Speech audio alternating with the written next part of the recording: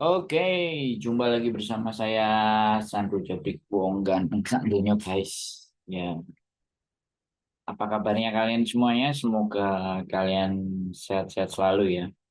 Jadi ini agak sedikit berbeda ya karena memang belum bayar. Jadi ini kita solusinya ya kayak gini aja ya teman-teman. Jadi eh, kita nge-live di sini buat teman-teman semuanya. Kita lagi bahas apapun, silakan yang berkomentar. Jadi pada malam hari ini kita membahas tentang kasus ya.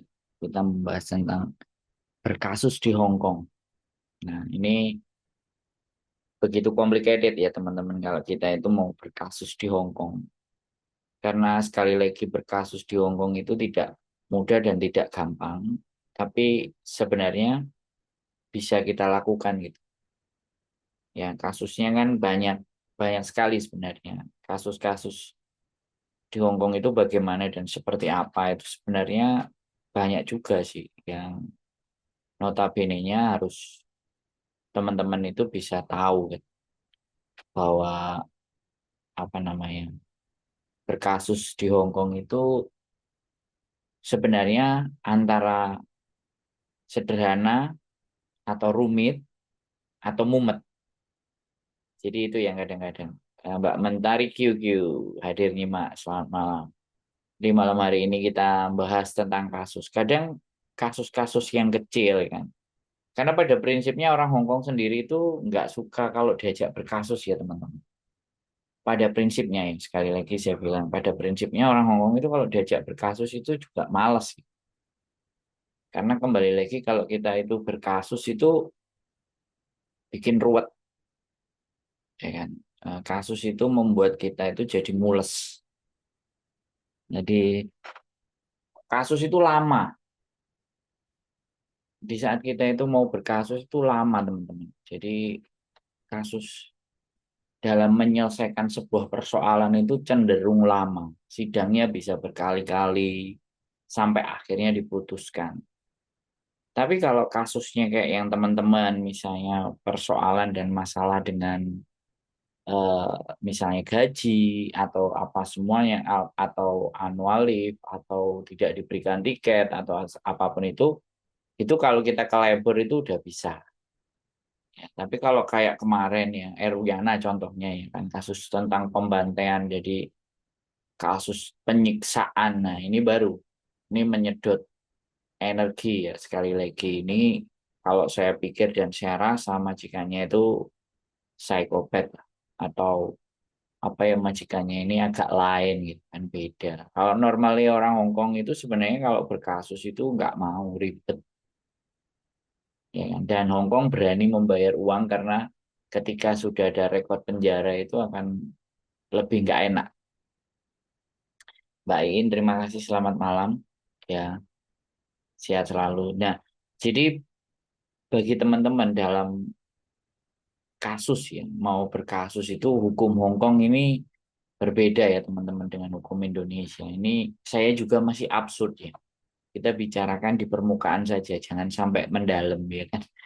Kalau terlalu mendalam nanti khawatir. Jadi kita berbicara adalah ketika kasus-kasus yang ringan yang bisa kita jalani, yang bisa kita selesaikan dengan majikan dan melalui apa kita menyelesaikannya. Menurut saya ya kita perlahan-lahan gitu loh. Kita perlahan-lahan membuat memahami dan mengetahui bagaimana sih ketika kita itu berkasus. Kalau berkasusnya cuman ibaratnya adalah kita nggak diberikan uang 1 bulan, terus kita tidak diberikan istirahat yang cukup, kita tidak diberikan food allowance, kita tidak diberikan libur, gitu. Sebenarnya kasus-kasus yang saya pikir dan saya anggap bukan kasus yang berat, tapi itu bisa diselesaikan di labor departemen saja. Nah, membiasakan teman-teman untuk berani melapor ini yang kadang-kadang banyak rasa takut, banyak kekhawatiran, karena tidak benar-benar. memahami kalau menurut saya.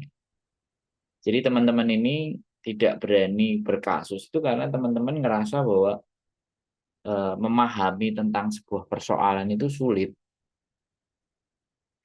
untuk tahu, untuk mengerti persoalan itu duduknya ada di mana, itu sulit. Nggak ngerti misalnya kayak food allowance, sebenarnya food allowance itu seperti apa sih kebijakannya? Food allowance itu adalah jatah makan yang kalian bisa dapatkan dalam bentuk uang. Nah, ini juga kecenderungannya teman-teman itu apa ya? Kalau saya bilang itu nggak nggak berani mengungkap atau menyampaikan. Ya kan? Jadi jangan mengharapkan agent untuk bercerita itu. Nah, kalau kasus dengan majikan itu hanya bisa diselesaikan dengan labor. Tapi kalau kasusnya ini adalah kayak pinjem duit, ditipu, dokumen, dan semuanya. Nah, ini kasus yang lebih ekstrim lagi gitu. Ya teman-teman. Jadi ada juga yang kita melaporkan temennya itu bagaimana. Ya, meminjamkannya bagaimana. Terus kadang-kadang yang bertanya, tempat kejadiannya misalnya pinjam meminjamnya itu ada di Hong Kong, tapi bisa nggak dikasuskan di Indonesia? Kadang ada juga yang membahas tentang kasusnya yang nipu di Indonesia, apakah bisa kita laporkan dari Hong Kong sedangkan korbannya ada di Hong Kong? Sebenarnya tetap bisa, ya kan? Kalau di Indonesia, hukum di Indonesia sekali lagi itu semua menurut saya bisa. Bahas apa Mas Sandro ini? Kasus, Mbak. Bahas kalau kita itu berkasus. Setiap kasus dibawa ke Indonesia itu bisa. Tapi terkadang teman-teman itu data yang di Indonesia, KTP-nya semuanya nggak ada. Jadi yang dilaporkan itu nggak ada di KTP. Jadi kita hanya menunggu kalau misalnya kasus penipuan yang dilakukan di Indonesia, dilakukannya di Hong Kong, kejadiannya di Hong Kong, terus kita mau melaporkan di Indonesia, nah hukum kita di Indonesia ya akhirnya harus menunggu si mbaknya pulang ke Indonesia baru kita perkarakan kasusnya. Nah, kasus juga ada jangka waktunya. Ini orang-orang hukum yang harusnya memberikan penjelasan tentang berkasus apapun itu juga. Tapi yang nggak tahu juga sih, mereka orang-orang yang tahu hukum itu membahas persoalan ini enggak. Jadi kembali lagi bahwa kepada kita semuanya bahwa ketika kita mau berkasus, ya, sekali lagi kita mau berkasus ya kan, itu benar-benar pahami duduk persoalan kasusnya kita itu akan ada di mana. Duduk persoalan kasus kita itu seperti apa dan apakah kita itu bisa melakukan tuntutan terhadap kasus ini dan apakah kita bisa meneruskan itu dipertimbangkan. Kalau di Hong Kong, kalau kita misalnya menuntut majikan ini agak sedikit kerepotan ya teman-teman. Kerepotannya gimana nih? Kalau bisa diselesaikan di labor itu nggak ada masalah. Tapi kalau akhirnya kita kasusnya naik, maka kita juga akan ditahan ya teman-teman. Untuk menyelesaikan kasus itu kita nggak boleh keluar dari negara Hong Kong. Nah, sedangkan kalian cari uang, inilah yang menjadi kendala. Permasalahan hukum buat kita, domestic helper nih. Sedangkan kita cari di sini cari uang, kemudian kita berkasus. Ketika orang berkasus, kita nggak boleh bekerja. Cari majikan itu nggak bisa, susah atau sulit ketika kita berkasus. Yang ada nantinya part-time. Nah, part-time itu juga melanggar. Makanya di sini.